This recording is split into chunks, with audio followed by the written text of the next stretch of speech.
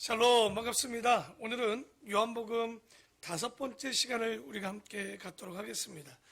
요한복음에는 계속해서 말씀드리지만 누가복음에는 누가가 발견한 31가지의 어떤 마태, 마가에 있지 않았던 내용들을 기록했다면 이제 마지막으로 복음서를 쓰는 요한은 한 16가지 정도의 요한복음에만 있는 내용의 성경이 있습니다.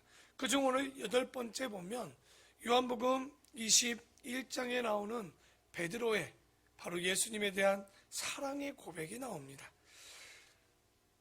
예수님께서 가이사랴 빌립보 가서 제자들에게 묻는 게 있죠. 내가 너희들에게 다시 묻노니 너희가 나를 누구라 하느냐라고 물었을 때 베드로가 주께 대답하여 이르되 주는 그리스도시요 살아계신 하나님의 아들이니이다 라고 해놨습니다. 그러나 예수님이 십자가에 돌아가신 이후에 그 베드로의 고백을 또 한번 보면 놀랍습니다. 베드로는 예수님의 돌아가심을 알고 21장 3절에 보면 뭐라고 되어 있냐면 시몬 베드로가 나는 물고기 잡으러 가노라. 그러니까 제자들하고 안식일 이후에 모였지만 그들에게는 이 믿음 가운데 연약한 믿음을 통하여서 다시 자기의 생업으로 돌아가는 장면이 보게 됩니다. 그때 예수님께서 이제 그 제자들에게 다시 한번 나타나 특히 제자 베드로에게 묻습니다. 네가 나를 사랑하느냐? 오늘 이 3번씩이나 물었던 이 장면을 한번 오늘 살펴보려고 합니다. 15절에 보면 21장 15절입니다.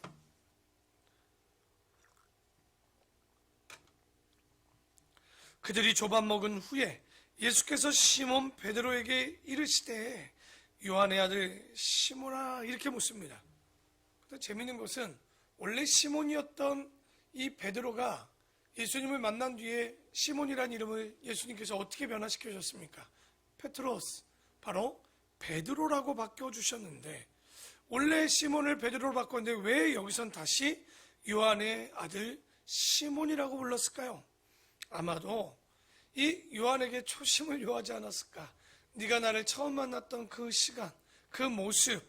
그래서 시몬이라는 것은 꼭 처음으로 돌아가라고 말씀하는 것 같은데 요한의 아들 시몬아 네가 이 사람들보다 나를 더 사랑하느냐 하시니 이르되 주님 그러하나이다.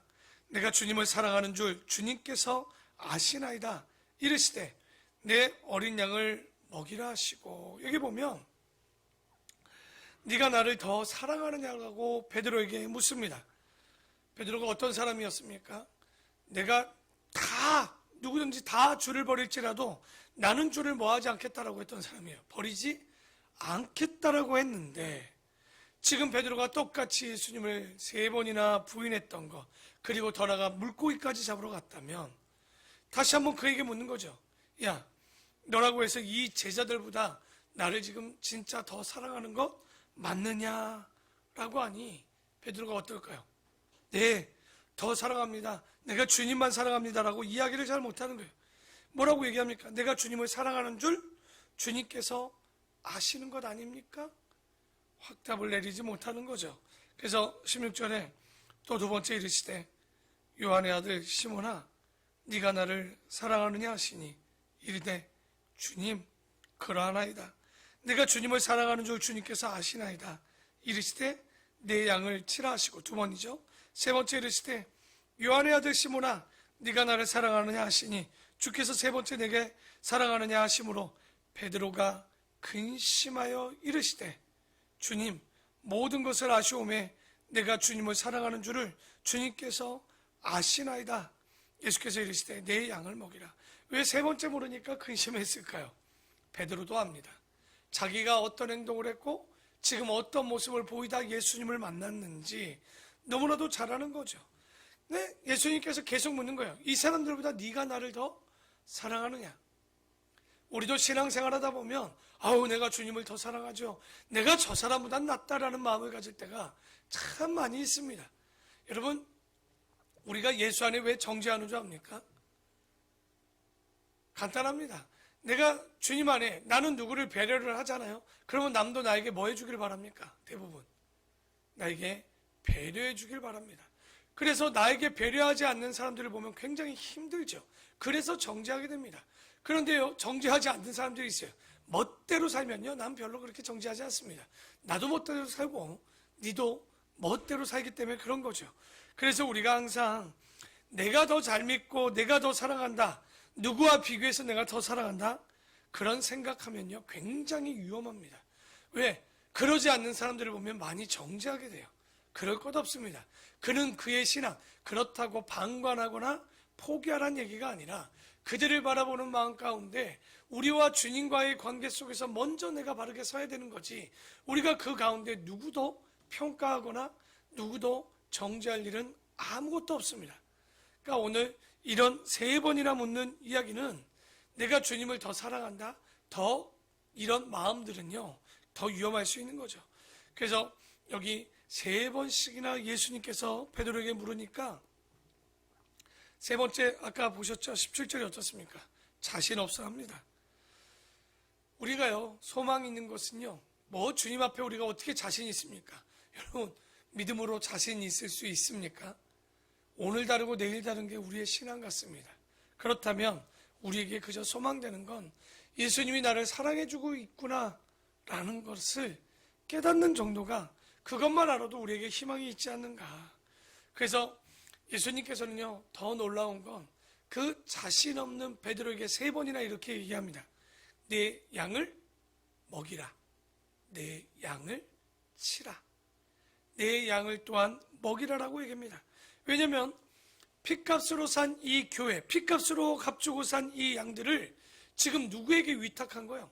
베드로입니다. 베드로가 누굽니까? 예수님 고난당하고 십자가 못 박힐 때 3번이나 부인한 사람입니다. 예수님의 부활 이후도 그가 믿지 못해 또 물고기 잡으러 갔던 사람입니다. 그런 그에게 완벽하지도 않고 온전하지도 않는 그를 불러 뭐 하시는 거예요? 내 양을 좀 먹일래? 내 양을 좀 칠래? 먹일래? 라고 얘기합니다. 그 허물투성이인 베드로를 보면서 예수님께서 뭐 하신 거예요? 그 택하심을 전혀 후회하지 않으셨어요. 베드로가 부인할 걸 몰랐습니까? 베드로가 물고기 잡으러 갈 걸 몰랐을까요? 분명히 알았을 겁니다. 그런 모습을 보면 우리도 때로는 좌절하고 낙심하고 낭망하고 흔들리고 배반하고, 아마 주님이 우리를 보면서 얼마나 후회하실까 싶지만, 그러나 그럼에도 불구하고 우리를 불러주셨기 때문에 우리를 지금도 이 자리에 목사로, 권사로, 안수집사로, 서리집사로, 우리가 성도로 우리를 불러주셨다는 거예요. 그러면 이제 그런 주님을 안다면 우리가 어떻게 살아야 될까요? 잘은 못하겠지만 하나님 앞에 부끄럽지 않는 그리스도인이 되도록 주님은 우리를 위하여 그 피값을 흘려주셨고, 그 어려운 일들을 우리에게 맡겨주시고 지금도 우리를 믿고 계시다면 연약하지만 그 길을 묵묵히 감당할 수 있는 우리 그리스도인이 되면 참 좋지 않을까 싶습니다. 또 우리가 9번째에서는요, 위에로부터 오시는 그리스도, 이거 뭐 뻔한 이야기라고 하겠지만 이 요한복음에 보면은요 위에서부터 내려오셨다는 이야기를 20번 넘게 이야기를 하고 계십니다. 예수님께서는 위에서 오셨습니다. 그게 8장 21절입니다. 8장 21절에 보면 다시 이르시되 내가 가리니 너희가 나를 찾다가 너희 죄 가운데 죽겠고 내가 가는 곳에는 너희가 오지 못하리라. 그치요? 거기 따라갔다가 끝장납니다. 아무것도 아니죠. 거기 가면 죽는 것이요. 우리가 가지 못하면 죽는 거죠. 예수님이 계신 곳에 우리의 인생 가운데 못 가면 어떻게 될까요? 끝나는 겁니다. 그러자 유대인들이 이르되 그가 말하기를 내가 가는 곳에는 너희가 오지 못하리라 하니 그가 죽는가 자결하려는가 생각을 했던 거예요. 예수께서 이르시되 너희는 아래에서 났고 나는 위에서 났으며 너희는 이 세상에 속하였고 나는 이 세상에 속하지 아니하였느니라. 굉장히 어려운 말이죠. 그러니까 이 정체 우리가 아니까 이것이 수용되어지지만 이때 바리새인이나 율법학자들이나 서기관들은요 어려웠을 거예요. 그러니까 이분이 위에 속했고 우리는 세상에 속했다, 이게 뭔 말이겠습니까? 그래서 여기 보면 나는 위에서 났으며 너희는 이 세상에서 속하였고 나는 이 세상에 속하지 아니하였느니라. 이게 바로 요한의 신학입니다. 예수님께서 어디서 오셨다? 위에서 오셨다는 거예요. 그러니까 차원 다른 삶을 사는 거예요. 여러분, 우리가 믿는 자들과 믿지 않는 자들의 차이가 뭡니까? 정말 차원 다른 삶을 사는 거예요. 그들이 보는 세상과 우리가 보는 세상은 같지 않습니다. 우리가 소망하는 세상과 그들이 소망하는 세상이 같지 않아요. 그런데 그들이 보는 세상과 우리가 보는 세상이 똑같다면 이것은 우리의 믿음의 신앙의 차이, 이 신앙의 문제가 있음을 여러분 아셔야 돼요. 똑같이 보고 똑같이 먹고 똑같이 마시고 똑같이 바라본다면 우리가 그리스도인 이유가 없습니다. 정말 주님의 부활하심을 믿고 따랐던 그 제자들의 그 뒤에 그 부활 승천 이후 재림을 기다리는 제자들의 모습을 보면 완전히 다른 거예요. 그들이 예수님의 죽기 전의 모습과 예수님이 죽고 다시 부활하신 이후의 제자들의 모습을 보십시오. 그들은 우리가 생각하는 그 차원 다른 세상을 살아가고 있는 거예요. 오늘 이 말씀에도 보면 우리가 예수 그리스도라는 분이 24절의 말씀처럼 다시 한번 볼까요? 그러므로 내가 너희에게 말하기를 너희가 너희 죄 가운데 죽으리라 하였노라. 너희가 만일 내가 그인 줄 믿지 아니하면 너희도 죄 가운데 죽는다는 거예요. 우리는 믿지 않으면 죽는 거예요. 같은 주님과 같은 차원에 살지 않으면 끝나는 거예요. 그게 우리가 잘나서 똑똑해서가 아닙니다. 여러분, 베드로가 똑똑하고 잘나서 주님의 수절자가 되고 그 양을 치고 먹이라고 했습니까? 우린 잘나서 그 자리가 있는 게 아니에요. 그러면 그 자리를 가는 사람이 누군지 아냐? 바로 순종하고 믿는 자입니다. 우리가 정말 이 자리에 있고 예배하는 건 우리의 신앙이 뭐 성숙해서 성장해서 그것은 우리가 바라는 꿈이요. 실제는 그저 그 부르심에 응답하고 그 부르심에 순종하고, 여러분 순종이 왜 어려운 줄 압니까? 감당해야 되기 때문에 그렇습니다. 정말 우리가 어쩔 땐 겸손한 모습을 보이려는 척하고 이걸 내가 감당하지 못하겠습니다 라고 얘기하겠지만, 그러나 주님은 우리에게 그런 베드로에게 양을 치고 먹이고 다시 먹이라고 이야기하는 이런 모습을 보이죠. 그래서 10번째, 우리가 사마리아의 우물가의 여인을 또 한번 보게 됩니다. 이 여인은요, 세상 사람들이 볼 때는 기구한 운명을 가졌지만 예수님은 그런 사람들에게도 복이 있다라고 말씀합니다. 참, 우리가 살아갈 때도 이런 예수님의 안목처럼 가져야 될 텐데, 4장 한번 볼까요? 4장입니다.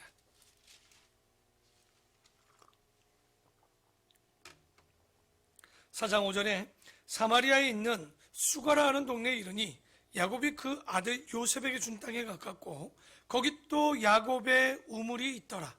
예수께서 길 가시다 여기 야곱의 우물이 있다. 근데 여기서 먼저 우리가 알아야 될 거는, 이때 모든 사람들이요, 사마리아를 유대인들은 통과하지 않습니다. 그러니까 사마리아를 이 피가 섞였다고 굉장히 더럽게 봅니다. 그래서 원래는 그 길로 가지 않는데 예수님은 사마리아 사람들과 유대 사람들 사이에 좋지 않지만 일부러 그 길을 택하십니다. 왜 그 길을 택하셨냐?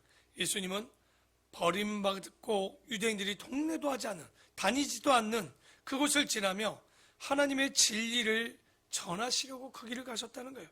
왜 주님께서 이 땅에 오셨겠습니까? 그러면 이 땅은 뭐 유대 땅 같습니까? 실제는 사마리아보다 소돔 고모라와 같은 땅임에도 불구하고 주님께서는 세상을 건지시려고 자기의 모든 영광을 포기하고 이 땅에 들어오셨다는 거예요. 그러니까 우리는 성경을 볼 때 굉장히 이원론적으로 우리는 선하고 그들은 악하다. 그런데 그 악하다에는 나는 없고 선한 자리에 있는 줄 알고 있습니다. 그런 거 아닙니다. 우리도 아직도 악을 벗어나지 못한 이 가운데 있음을 여러분 기억하셔야 되는데, 그런 그곳에 예수님께서 오신 거죠. 그러니까 거기에 보니까 뭐가 있어요? 야곱의 우물이 있었다는 거예요. 여러분, 여기가 어딘지 여러분 다 아셔요. 우리 신명기에 보면 그리심산과 에발산 기억나십니까? 그 사이가 바로 사마리아 산이 그쪽에 있습니다. 거기에 야곱의 우물이라는, 그 에발산과 그리심산 밑에 가운데에 야곱의 우물이라는 곳이 있는데요, 실제 구약 성경에서는 야곱의 우물이 나오지 않습니다. 그저 아마도 야곱이 진을 치고 이곳에 머물고 있어서 그곳을 야곱의 우물이 있었다라고 얘기하는데, 어쨌든 그곳에서 길 가시다 피곤하셨겠죠. 그러니 그대로 앉으시니 때가 6시쯤, 그러니까 난 12시쯤 걸어오다가 피곤하셨던 것 같아요. 7절에 사마리아 여자 한 사람이 물을 길러 왔음에 예수께서 물을 좀 달라. 이게 참 놀라운 얘기를 합니다. 여러분, 일단은 12시인데 원래 평상시에 보통 사람 같으면 이때 물길로 나오지 않습니다. 해가 중천에 떴는데 어떻게 그 시간에 나오겠습니까? 곧 그 얘기는 짐작만 해봐도 사람들과 얼굴을 마주치고 싶지 않았던 거죠. 그러니 조용한 시간에 와서 지금 물을 길러 오는데, 분명한 건 이분이 누군 줄 알아야 되는데 예수님께서 물을 좀 달라 하시니 이는 제자들이 먹을 것을 사러 그 동네에 들어갔음이로라. 사마리아 여자가 이르되 당신은 유대인으로서 어찌하여 사마리아 여자인 나에게 물을 달라 하나이까 하니 이는 유대인이 사마리아인과 상종하지 아니함이로라. 그러니 여기 보니까 유대인과는 전혀 상종하지 않는데 예수님은요 다른 거예요. 범상하지 않은 거예요. 그런 여인에게 지금 아까 7절에 뭐라고 했습니까? 물을 달라라고 얘기하는 거예요. 전혀, 원래 여러분 물 달라는 게 뭐가 대단합니까? 그러나 이곳은 사마리아 사람들마저도 그 여인에게 손가락질하는지 그 여인은 시원한 선선한 시간이란 낮 시간에 왔다는 거. 그런데 그에게 가서 물을 달라고 하는 건 바로 그거 주님께서 그에게 할 말이 있고 우리가 잘 아는 그 복음을 전하는 전도하고 도를 전하고 싶었던 거죠. 그래서 10절에 예수께서 대답하여 이르시되 네가 만일 하나님의 선물과 또 내게 물 좀 달라 하는 이가 누구인 줄 알았더라면 네가 그에게 구하였을 것이요 그가 생수를 너에게 주었을 것이었다. 주었으리라. 그러니까 나중에 이 여인의 정체를 보니까 어떻습니까? 지금 남편도 있지만 그 전에 5의 남편이 있었고 지금 남편도 뭐라고 그래요? 자기 남편이 아니라고 하는 이 여인입니다. 너무나도 복잡해요.